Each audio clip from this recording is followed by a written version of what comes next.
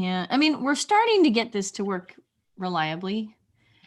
It's not as straightforward to redirect to YouTube as I want, but it's fine.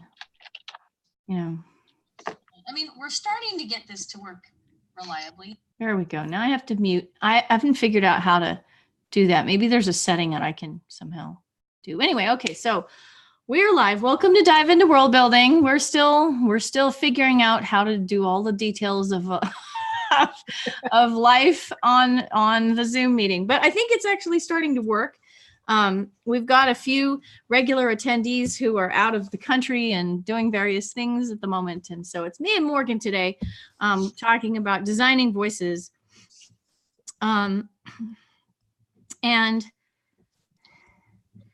the reason this is on my mind, and I should specify actually character voices, because writer voice or like author voice is something that I feel able to analyze and we could talk about it.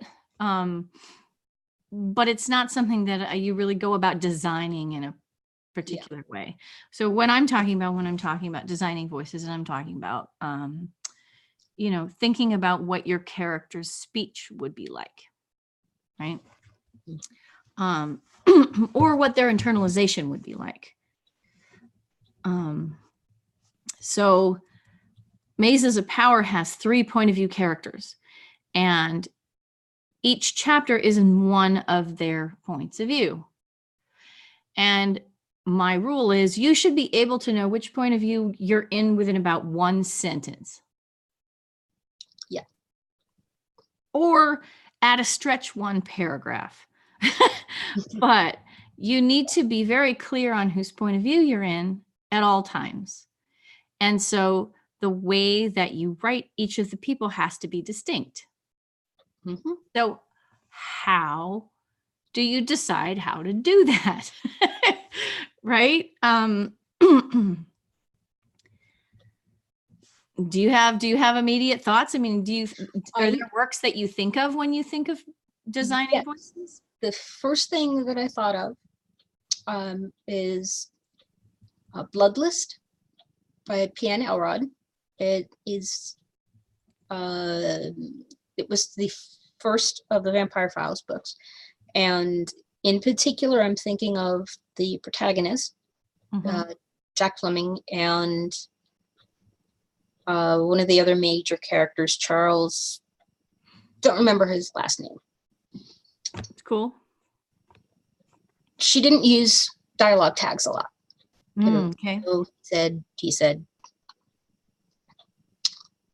I had no problem telling in a conversation between those two who was speaking, because they are so very different. They're very different characters, and they have very different ways of speaking. I mean, this was very distinct because they had different levels of education, different backgrounds, different different vocabulary. Their sentence structure, their syntax was just looking at the written sentence. I could tell which was which. Right. And so what you just listed there is exactly why this topic is great for Dive into World Building, because even though voices might seem like they are a separate topic, they're really not a separate topic, because each character's voice is going to grow out of their background, their culture, their life experience, their language. So, it's all very critical stuff.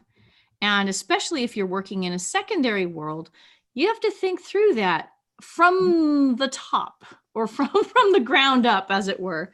And if you're writing about children or teenagers, or across the several years of a person's life, it's important to note that that's a factor too.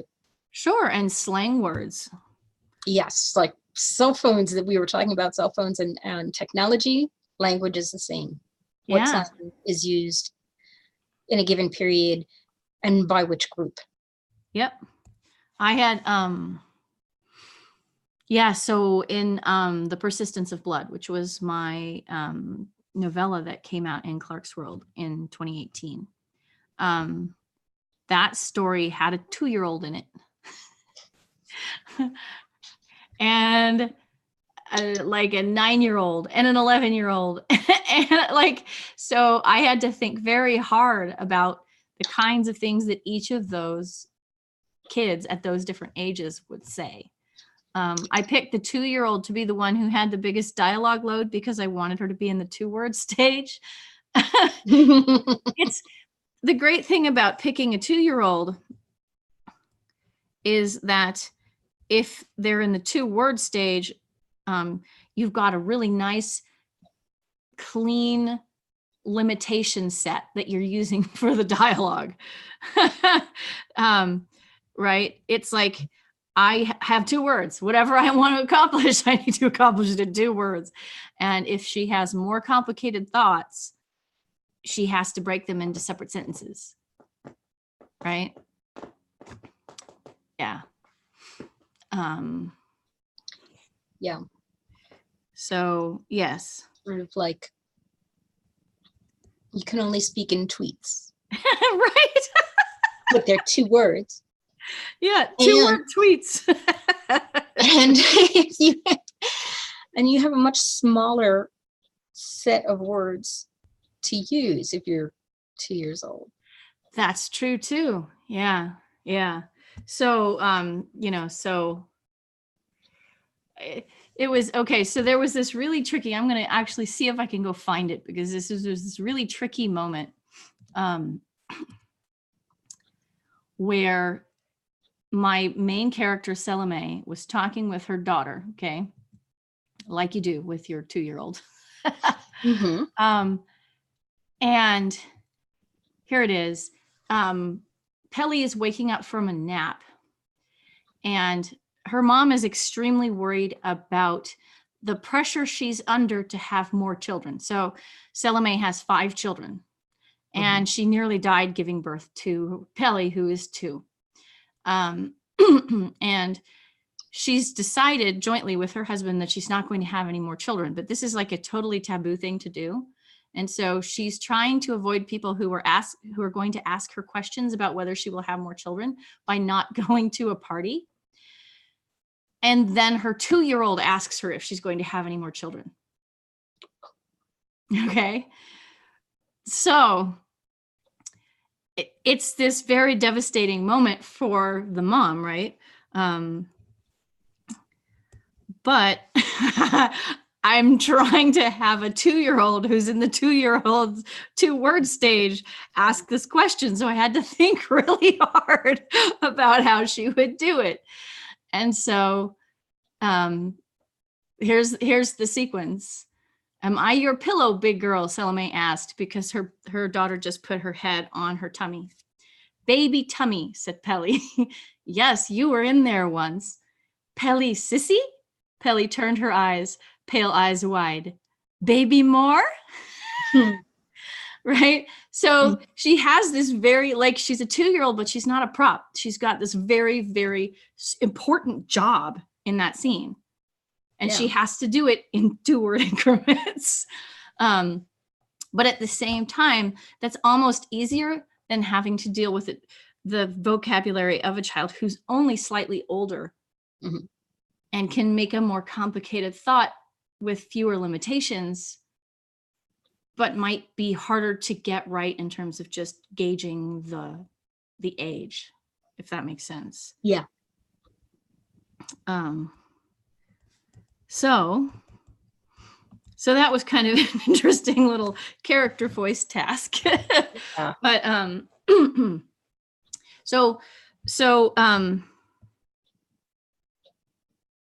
I do want to talk about real world voices, but I don't want to talk about them yet. I kind of want to start by talking about some of the ingredients, and you already started talking about some of the ingredients. So obviously there's syntax and stuff, but there's also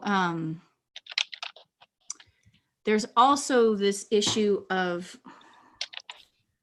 I think the most important thing is probably word choice. Okay. So I'm going to put myself out there and say, probably word choice is the biggest deal. And it's worth spending some time on because word choice is really interesting. So my son's been sick for a while. He's getting better now. But he went to his teacher and said, explain the situation, and sort of said, and that was why I fell ill. And his teacher said, oh, you fell ill. It sounds like you came right out of the 19th century. Right? Because now we might say get sick. Yeah. Right? Both of them work just fine. Yeah. It's not like either one is wrong, but they have a completely different feel to them.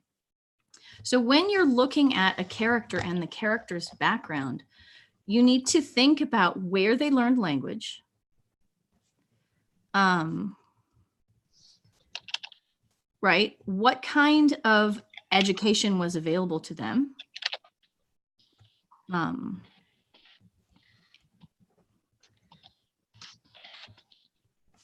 And what kind of education was required of them?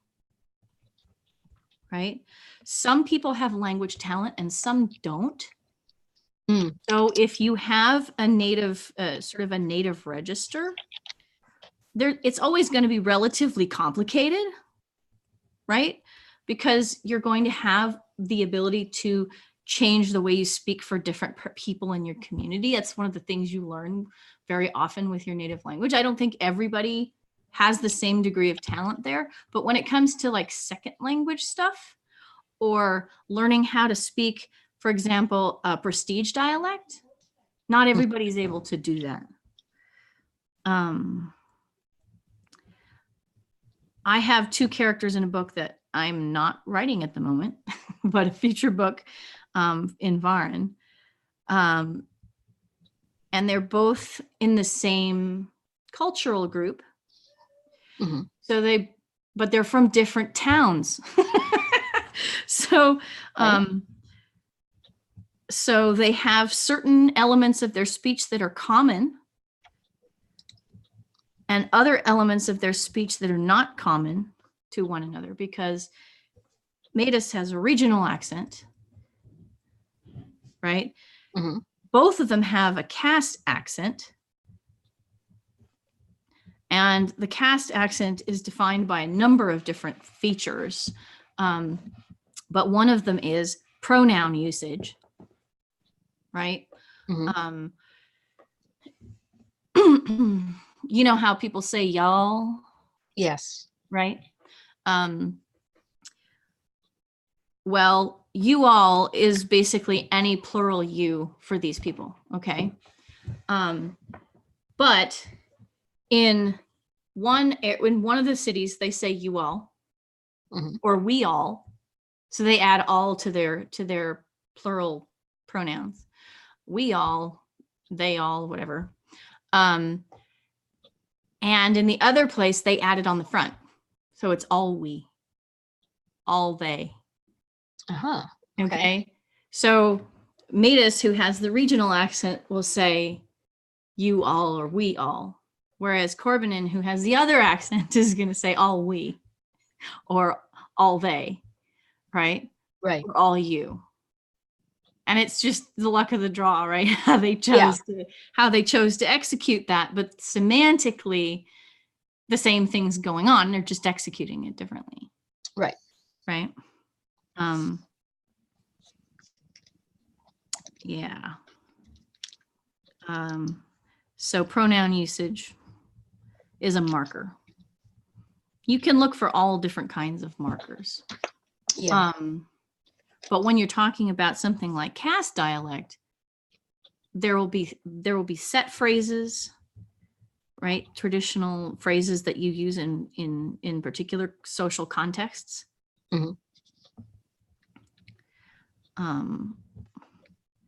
And a lot of those contexts will only exist because of the cast that you're in.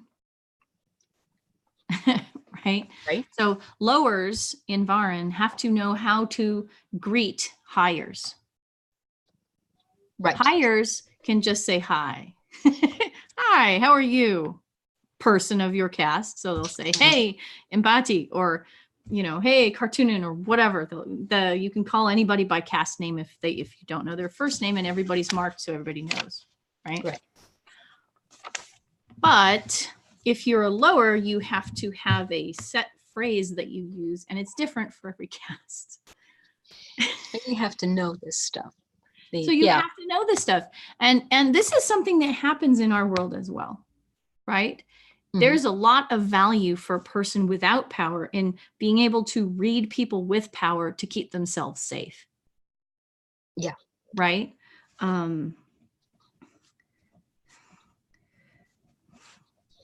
But anyway, so these two characters have these two sort of different ways of executing their dialect, even though they have some similarities. But the other thing about them is that one of them is a sort of linguistic chameleon and can talk like any cast because she's hung out sort of surreptitiously and listened to people and imitated them. And so has sort of this talent for pretending to be something else. Whereas the other guy can't do that. And so he's always seen as exactly what he is. And it makes his life much more difficult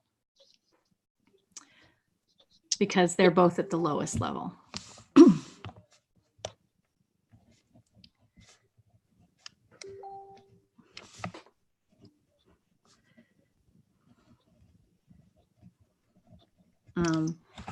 And there are also things like titles, right?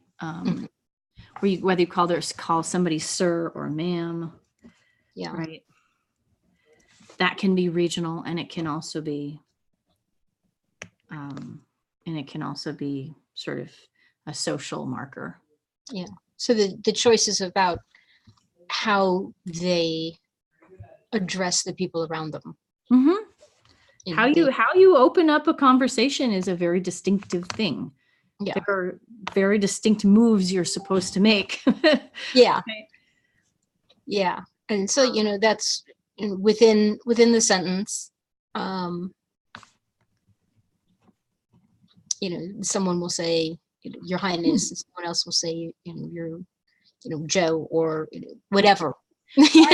Right. Or even within the same classroom, if you have a whole group of students and they're all describing the teacher, they might call the teacher something different. Right? Now, if the teacher has said to all the students at the start of the year, my name is Mr. So-and-so, and that's what you have to call me, that it might come out the same.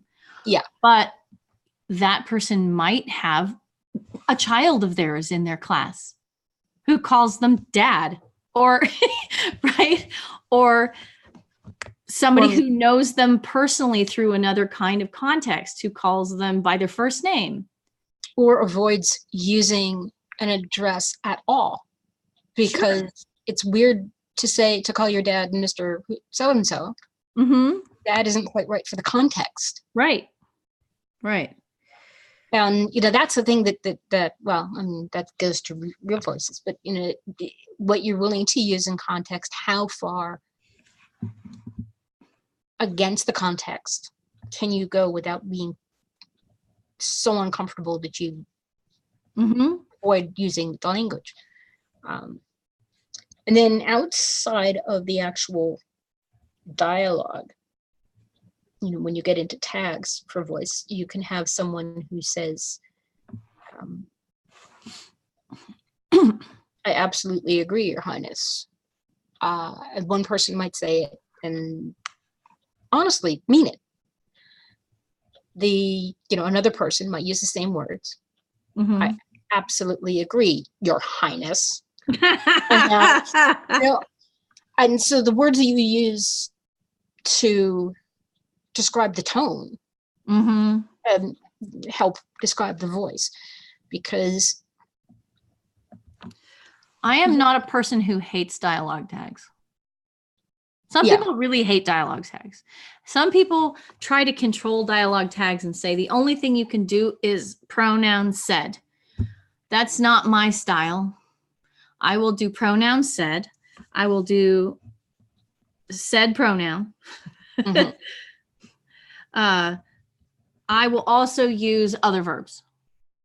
I make sure to put the dialogue in a style that is consistent Mhm. with the way that the dialogue tag is describing it. But sometimes, saying something quietly needs to be pointed out. Yeah. I actually tend to entangle that with the intent of the speaker. I don't typically say he lied. I don't tend to use lied in dialogue tags, but that's just a personal preference. My friend Janice uses it. Yeah. Blah, blah, blah. She lied, like, oh, did she now? The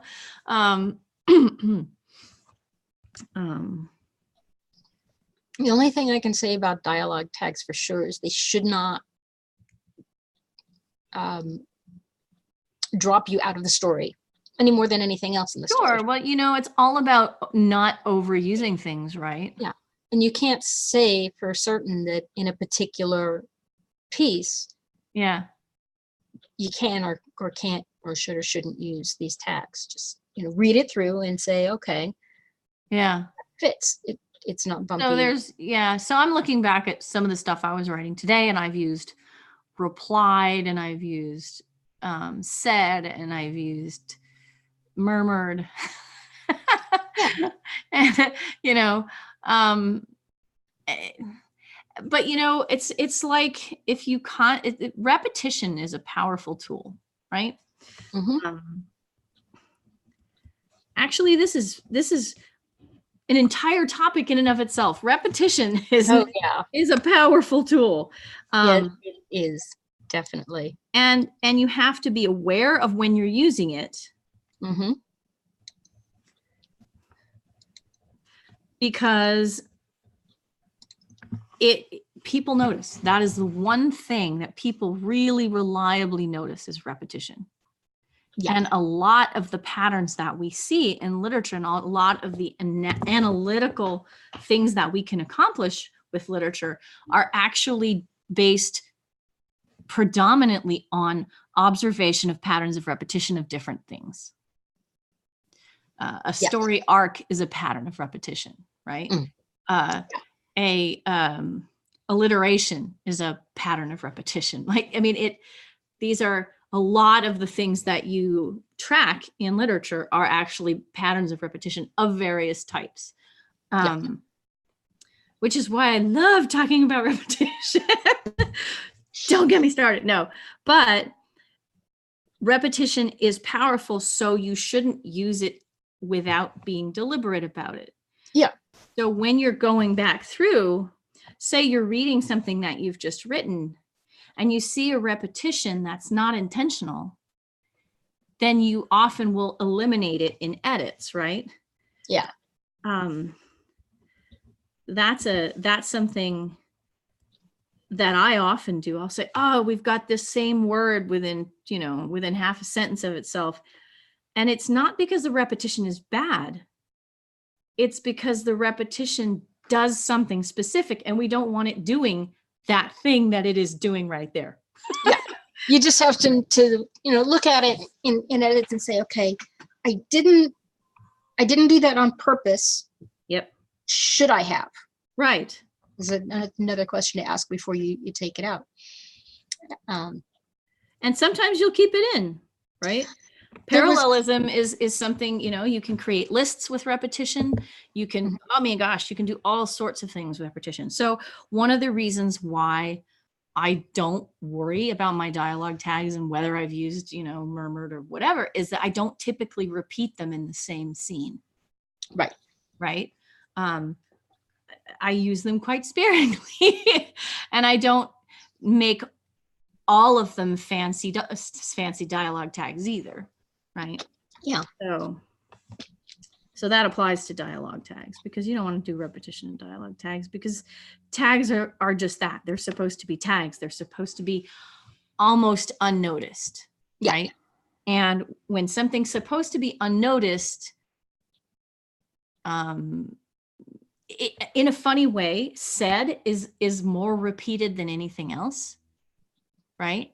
Yeah. But because it's repeated so consistently, it becomes background noise.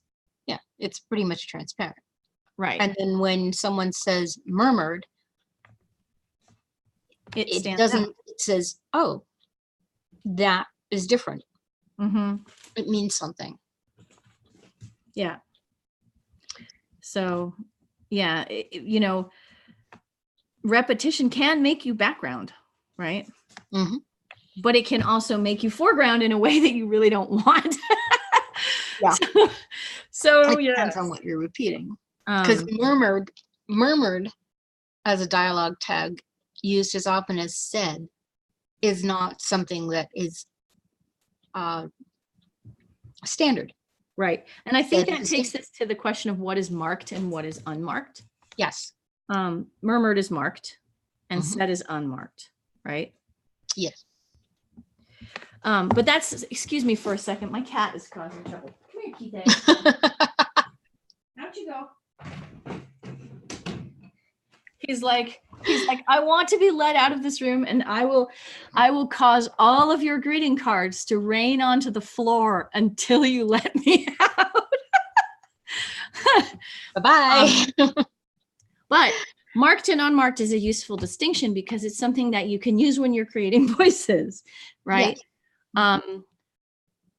It's not always something that is going to be the same for every group, right? So a word that's marked for one group is going to be unmarked for potentially unmarked for another group. There's always the reader standing out there. You're never actually just dealing with the groups that you have in your story. You have to have this weird triangulation, right? Of the style of one character or one group and the style of another character in another group. And then out here you have, these two characters, and you have to know how about what's going on with them. But then you have the reader who's out in this other spot. And you have to make sure that you're including an awareness of who that person is at all times, right? Who do you intend your reader to be? Yeah. Because sometimes, if you put a certain thing into a book that hits the reader in a weird way, it doesn't really matter what it means between the characters, right? Right. Yeah. Okay, so I was in a podcast last week and talked about the show, actually. And one of the things that I talked about was that when I'm doing different character voices, I like to work with meter. And I didn't have a lot of time to go into it there. So I thought I would mention it here because here we are talking about creating voices. Meter is the pattern of stressed and unstressed syllables. It's poetic, right? And what it does is it actually ties back to the idea of word choice. Yeah. Right? So if you have a pattern of, unstressed, stressed, unstressed, stressed, unstressed, stressed, unstressed, stressed, let's add one more to make it iambic pentameter. Shakespeare's favorite meter. That is actually a pretty unmarked, and here we are pulling in marked again. Iambic pentameter is a relatively unmarked pattern in English. Right. Interestingly, I'm not sure why that's true, but it is. And we can vary that in particular ways, and it has its own little rules that I learned at one point when I was studying the linguistics of poetic meter. So you can go out and look this up. Linguistics of poetic meter is a thing. But you can introduce certain kinds of variations into iambic pentameter without breaking the meter. There are certain kinds of changes you can make and certain kinds of changes that you can't make. So yes, go have fun with that sometime. But it's quite dramatic when we see poetry that's written in a different meter. And I've mentioned this before. Banjo Patterson, who is an Australian poet, has some really interesting metrical stuff going on in his work. He wrote a lot about the bush riders, and like The Man from Snowy River was his poem. And so a lot of his poems have a sort of horseback riding meter to them. He does a lot with really, really interesting things with meter. But for our purposes, it's a word choice question, right? Right. If you're late, will you say, "I'm sorry, I'm late," which is unstressed, stressed, unstressed, unstressed, stressed, right? Mm-hmm. I'm sorry, I'm late. Yeah. Or as one of my characters says in one of the chapters in Mazes of Power, I blame the tides.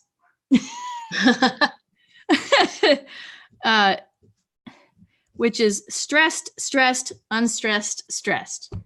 It has a completely different metrical profile. Yes. And the phrases have different meanings. I'm sorry I'm late is, on the face of it, an apology for inconveniencing. I blame the tides is a dismissal of your own responsibility for being late. Yes, but in that area, in that region, it actually functions as an apology. Oh, really? Yeah. And that is a local thing that has. Yeah. So I mean, this is the kind of fun that you can have, right? I blame the tides and I'm sorry I'm late. They have very, very different feel to them.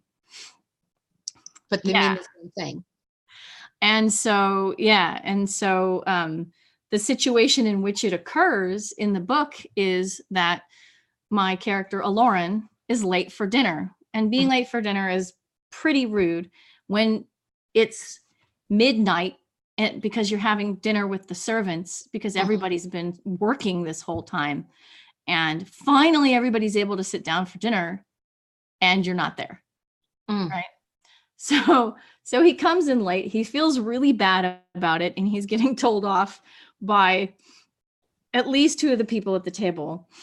And he knows that the other two people at the table who are kind of being quiet about whether he was late are from this region where this is actually a phrase. And so instead of saying, I'm sorry, because he knows the person who's telling him off, who's a local, is not going to be sympathetic, he goes, I blame the tides. And what that does is it changes the entire dynamic, because the two people from the other region start cracking up because they're so surprised to hear it out of his mouth. And so, so he sort of, he makes it better. And one of the reasons why that works to make it better is that the person who is actually the most offended is the cook, and the cook is from that region where they say, I blame the tides. So at the same time that he's directly acknowledging the person who was most hurt by his being late, and also kind of, I think it's an acknowledgement that he knows the person who was most hurt, and he's very sorry to that person specifically. Because it means, okay. But so, I mean, this is the kind of stuff that you can kind of have fun with, and I kind of adore it. Which is why you and I can have a whole hour conversation, just two of us talking about this. Yeah, it's true. It's true. Yeah, the words, the phrases that mean, well, and bless your heart is a priceless. Oh my gosh, that's a great one. Yeah. So tell us about that. Well, which one? What kind of bless your heart do you use? I use the what I've been told is the Southern meaning, but I don't know. I'm not from the South, so I can't say. I mean, first off, there isn't only one South. It's a sort of a two-edged sword, bless your heart. Yeah, and the meaning that strangely I grew up with, I think, is the one that means, wow, this person is clueless. And it's sort of a polite way of saying I'm not being nice. Yeah. It's hard to pin down, for me to pin down. It's like I don't even know how to dignify what you've just said. Yeah. Right. Yeah, I think my mother used to use it, and maybe still does. But I think it came home from work a lot.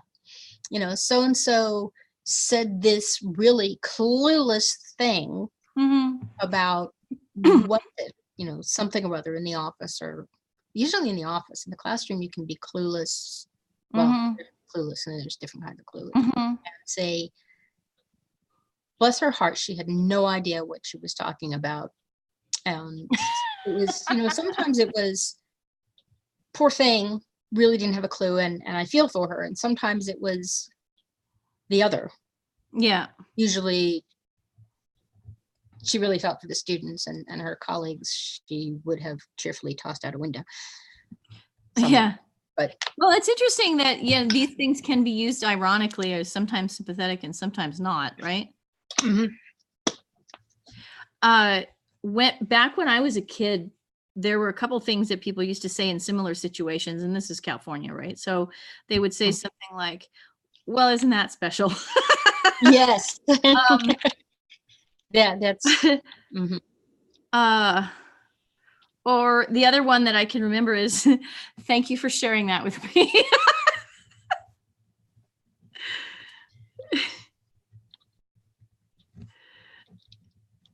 So that's definitely, so this brings me back to one of the things that I always say, which is that people are often trying to do similar jobs with language. Right? So bless your heart is doing a very specific kind of job set, right? And that's a culturally grounded thing, right? Not everybody's going to be making that kind of ironic, sort of sweetly, underhandedly critical move. Yeah. Right? That might not be appropriate in some cultures. It's totally great. I mean, cultural relativism is my jam too. So, but say that two people from two different regions each want to get that same job done, they won't necessarily use the same words for it. Right. Right. Yeah. And there's, and context is important to say, to someone, and I just took a look and just took a quick Google of this. If you're talking to someone who has just done something kind for you, you might say, bless you, sir.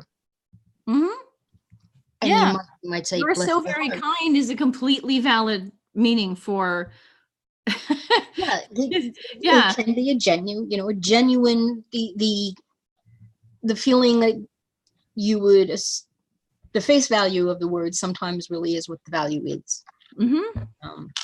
Which is one of the reasons we sometimes need to use tags. Yes. Like, sarcastically. Yes, because sometimes you have to do things that indicate whether something is being said sincerely or not, right? Yeah. And tags can be used for that. But you can use other things for that as well. Responsive dialogue. Are you always this sarcastic? Will tell you something about the tone that the previous line was delivered in. I might have an example of something that I did. Let's see if I can find it.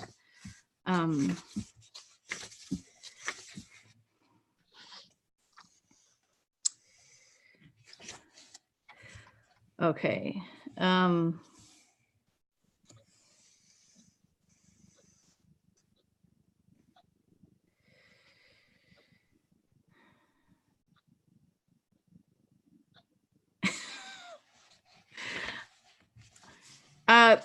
This is I don't know if this is right on target, but I'll try it.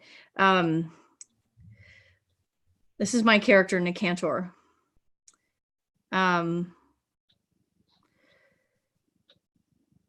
Benel will come in a few minutes. He said, I'm going out with him. Father frowned. You can't go out tonight, Neck, he said. We've just gone back. It wouldn't be appropriate. Well, but if he's already got it planned, Mother said. Nonsense, Tamalara. You're not going, Neck. Not going. But he was going. He was going out tonight. As soon as Benel came, he would go with him. I'm going, he said. Nicantor, said Father. Taggart and Mother made uncomfortable faces. He wanted to scream at them. So, like, you can just set up the surrounding words to indicate how the person is saying what they're saying. Right. Yeah. Right. Because I'm going comes with he said, which is completely unmarked. Right. Mm-hmm. But it's not, I'm going, it's I'm going. Yeah. Because you've got this lead in, so you know exactly how he's saying it. Surrounding context can be built up in all kinds of different ways to set up the way that the voice comes across. Yeah. I was remarking yesterday on Sandra Cisneros' The House on Mango Street, which my son is reading right now. And her voice is wonderful. But it's accomplished so deftly. And you know, just with the type of phrases that she chooses to use, like, you know, brown shoes, you know, she'll look down and see brown shoes, and so just the things that she chooses to focus on, to have the character focus on, are so indicative of what they care about. Mm-hmm. And this is something that you could spend a lot of time on too, but when you're thinking about world building and you're thinking about character, it's worth taking a look and saying, what does this character care about? Right? And what do they notice? I'm working with a situation like this right now, where I have this one character who just notices totally different things from everybody else. Because he's grown up differently, and he's learned that you need to pay attention to these other things in addition to the first things. And basically, specifically in the Varan context, what it means is I've been taught that I need to pay attention to how servants are feeling in addition to the way that how nobles are feeling. Right. Right. But most of the other people in the room are not even capable of noticing how the servants are feeling. And the only reason that this character is capable of it is because he's grown up doing it. Right. Right.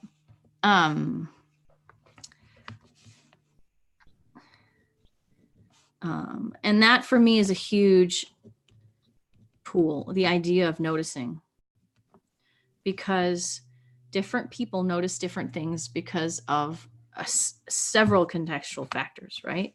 One would be culture, how they were brought up. Anne Leckie's books, people are going to notice whether you're wearing gloves or not. Mm-hmm. Right? Yeah. They're going to notice things depending on what their immediate current concerns are, right? I'm running away from a tiger. I'm not going to notice a lot of things. Yeah.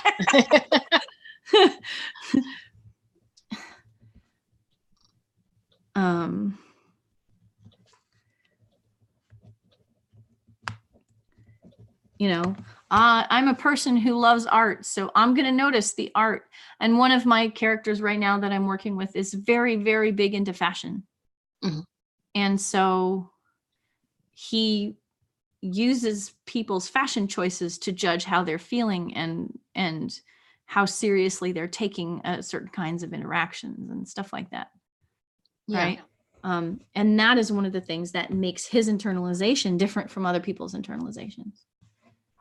Because he won't just say, well, this person obviously looks like they're, they are taking this seriously. Well, how do you know? Right. Giving evidence for that, you could say, well, it's just the set of their face and their eyebrows are down. And so that means they're taking this seriously. Whereas, whereas Adon would be more likely to say, well, Lady Salome was wearing a dress that had panels that gleamed like pieces of steel armor. So she was obviously taking this seriously. It's the way that he connects with and makes sense of the world around him. Mm-hmm. Yeah. And it becomes a part of his voice and his personality and the way that he comes across. And honestly, when we're writing, what we're doing is we are conveying these elements of personality, etc., through vocal means, right? Voice is character here.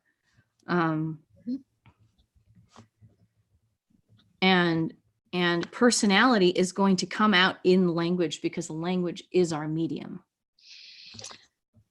So you've got an individual, now that it's, a minute left. If you have time, we can run a little bit over I want to hear this thought from you. Okay.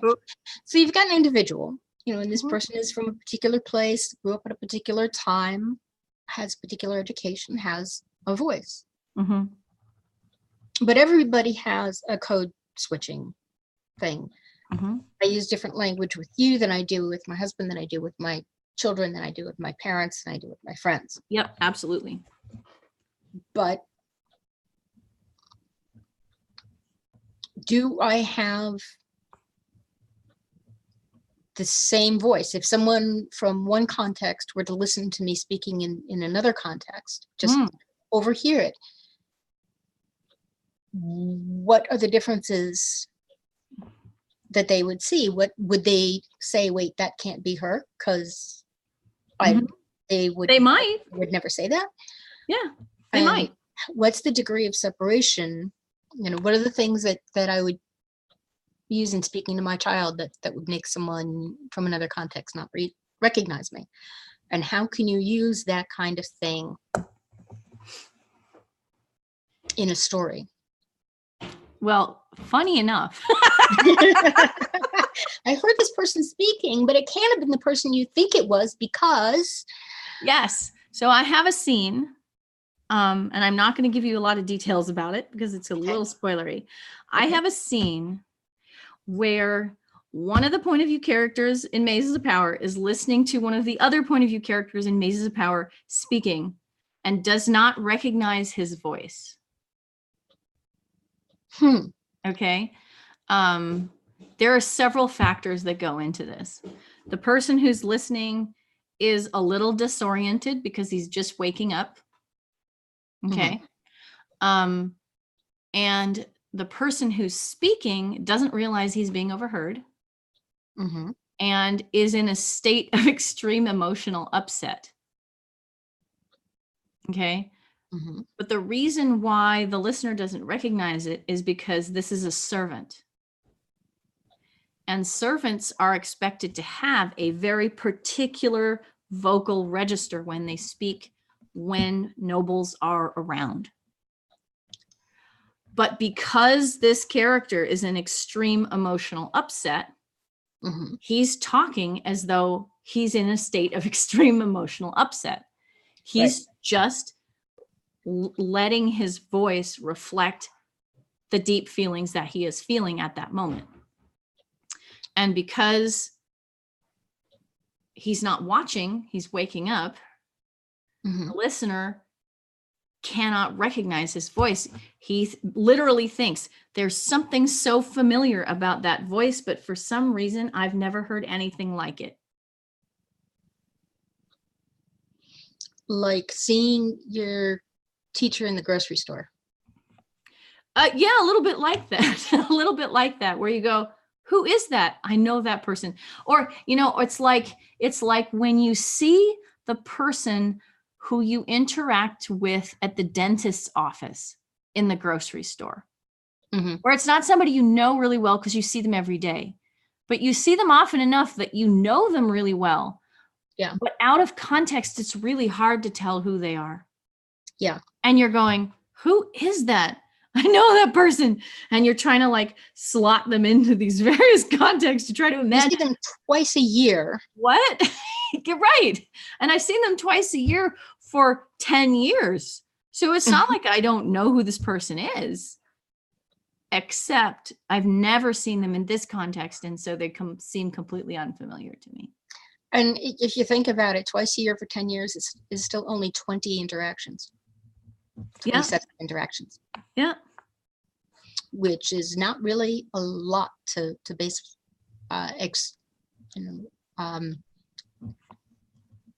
extra context interactions on, recognition on, or out of context recognition.